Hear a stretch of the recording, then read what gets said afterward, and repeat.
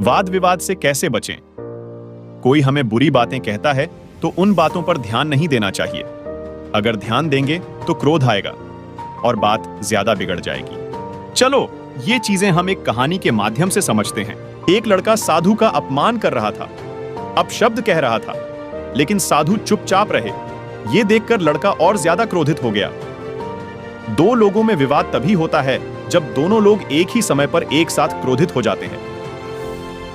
क्रोध में वाणी पर नियंत्रण नहीं रहता है। वाद विवाद से बचने के लिए मन शांत रखना चाहिए और दूसरों की बुरी बातों पर ध्यान नहीं देना चाहिए।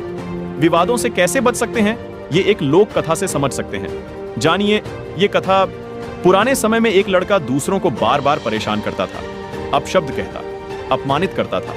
यही उसकी आदत बन गई थी। उसे ऐसा करने में मजा आता था।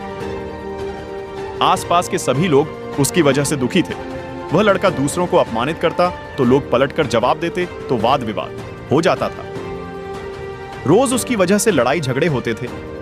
उन दिनों गांव में एक संत पहुंचे। संत बहुत ही विद्वान थे। वे गांव के बाहर छोटी सी कुटिया बनाकर रह रहे थे। गांव के लोग रोज प्रवचन सुनने उनके पास पहुंच रहे थे। एक दिन वह लड़का भी संत की कुटिया के पास पहुंच गया और संत को अपमानित करने लगा। अपशब्द कहकर वहां से भाग गया। उसे लग रहा था कि संत भी गुस्सा होकर मारने के लिए दौड़ेंगे तो मजा आएगा। लेकिन साधु ने उस लड़के की ओर देखा तक नहीं। वे लोगों को प्रवचन देने रहे थे। लड़का वापस साधु के पास पहुंचा और जोर जोर से चिल्लाने लगा। गांव के लोग हैरान थे। संत उस लड़के को जवाब दे ही नहीं रहे थे। तभी गांव के व्यक्ति ने संत से कहा कि गुरुजी, ये लड़का बहुत बदमाश है, गांव के लोगों को इसी तरह परेशान करता है। संत ने कहा कि भाई, वो मेरे साथ भी यही सलूक कर रहा है, लेकिन मैं उसकी अपमानजनक बातें और अपशब्द ग्रहण ही नहीं कर रहा हूं। ये सारे बातें उसके मुंह में ही हैं। देखो, उसका मुंह ही कितना गंदा है। उसकी बातें उसी के पास हैं। लड़का संत की बातें सुन रहा था। उसे समझ आ गया कि अगर संत इन बातों को ग्रहण नहीं करेंगे तो उन्हें गुस्सा नहीं आएगा। ये बातें तो मेरे पास ही हैं। मैं कितना गंदा लड़का हूं। उसे अपनी गलती का एहसास हो गया।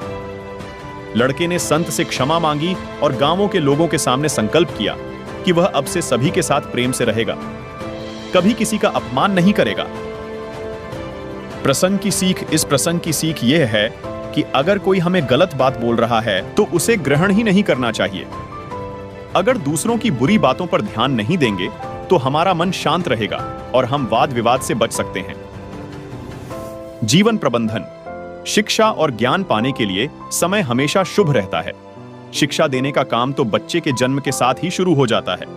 इसीलिए बिना समय गंवाए शिक्षा ग्रहण करनी चाहिए।